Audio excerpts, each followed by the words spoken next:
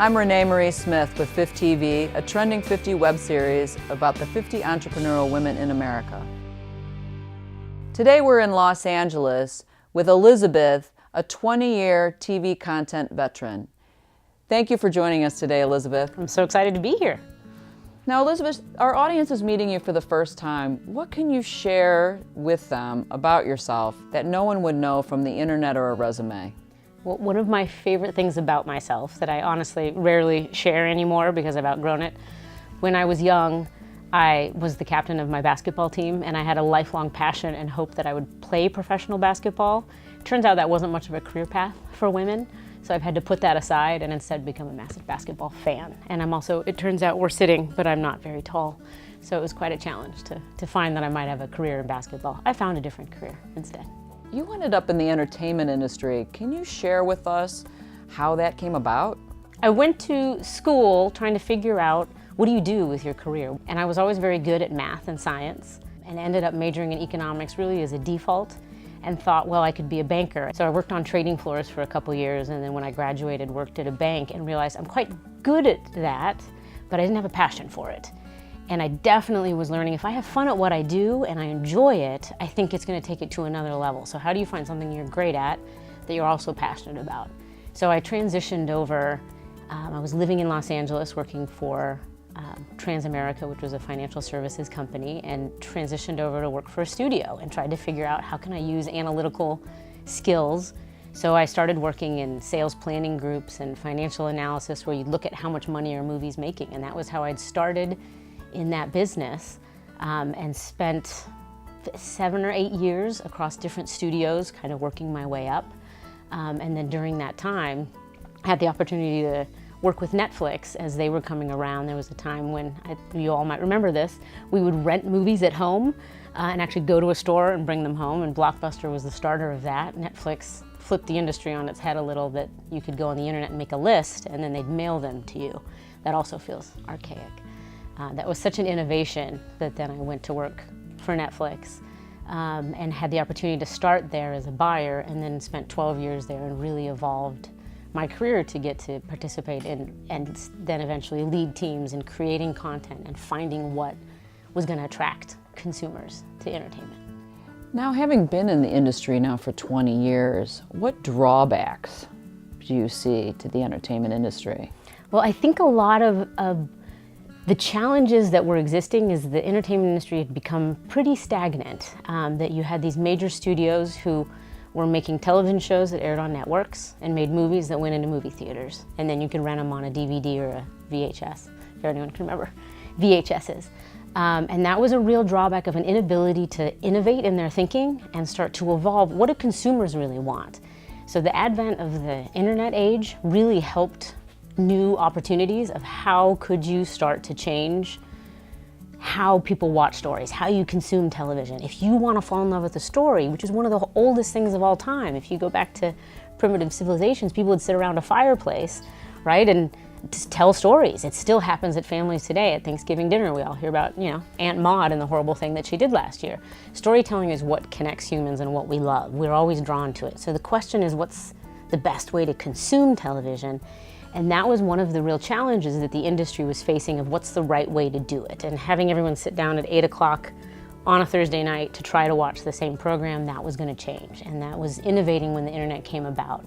Now you have a generation of kids who only watch content through the internet and on demand. When they're ready to watch it, then the program better be ready for them to watch, which has created such an opportunity for people to tell their stories in a different way, to have different types of stories succeed in different ways. It doesn't have to be the thing that everyone watches at 8 o'clock on a Thursday night. It can be like your mother probably is going to enjoy something very different than your boyfriend may, than different than your niece, and different from the guy who checked out your groceries at the grocery store. And the internet enables all those different stories to find answers.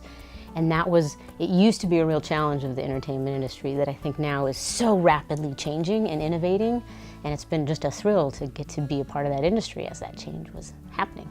You joined Netflix in 2006 and have recently moved on. But I just want to go for that time period. Can you share with us any passion project of yours while you worked at Netflix? I've had so many. I was was there for 12 years and just recently are moving on. And in the last couple of years, I was commissioning television shows, which is the evolution that I got to experience and continued to learn, again, what stories are going to connect with people. What are they going to love? So in the last couple of years, I had commissioned about 15, 18 shows, some in conjunction with other networks, so that we were partnering on them, and some that we were commissioning outright.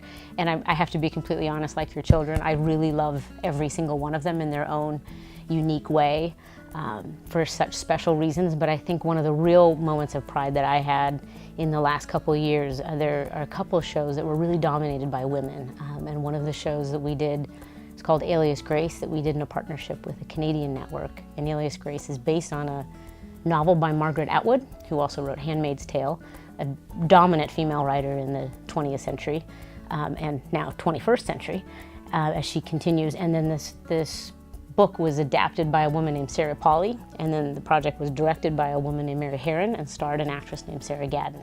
And then it was produced by a woman named Noreen Halpern. So what you might have heard in there is that it was an all-woman project.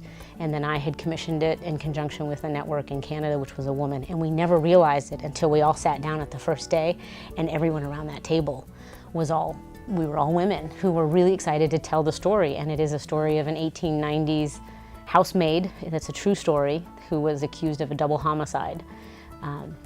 And then in prison, and then the question was always, did she do it or didn't she? She was very much the question of the 1890s day, and it was a true story, and Margaret Atwood wrote a novel speculating on what had really happened, what was the real dynamic happenings of that time. So I love that show. I think in a time right now when Handmaid's Tale and stories about women overcoming power dynamics, overcoming sexual challenges and harassment and an inability to be seen as an equal, that story that from the 1890s really resonates today. And so I have great love and affection for that team and that story, and they did just a brilliant job bringing it to life. You've been a team builder, talking about this series, which was a passion project. Can you share with our audience what you look for when you set out to hire people to work on your team?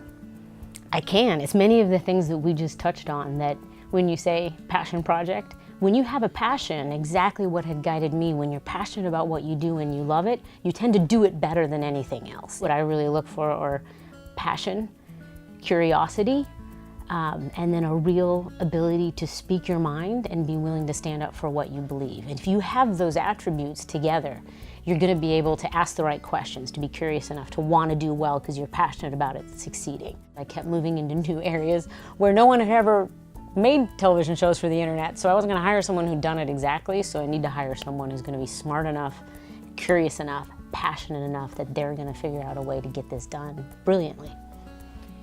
One of our goals for Trending 50 and this web series is to help women in 2018 define for themselves what success is, not what the media or magazines or any outside forces tells us success should look like. What is success to Elizabeth? It's an extraordinary question, and I think it's amazing that Trending 50 is choosing to ask this question and giving women the opportunity to think about it. I'm sure everyone you've interviewed has thought, how would I define success? And I'm sure everyone who's watching is thinking, how do I define success?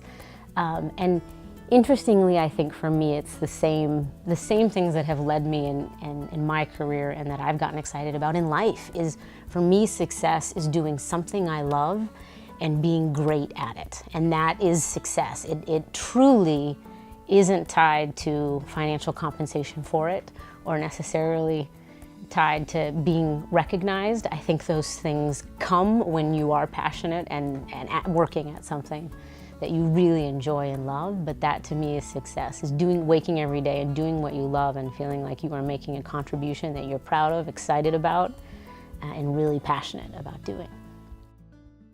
This is Renee Marie Smith.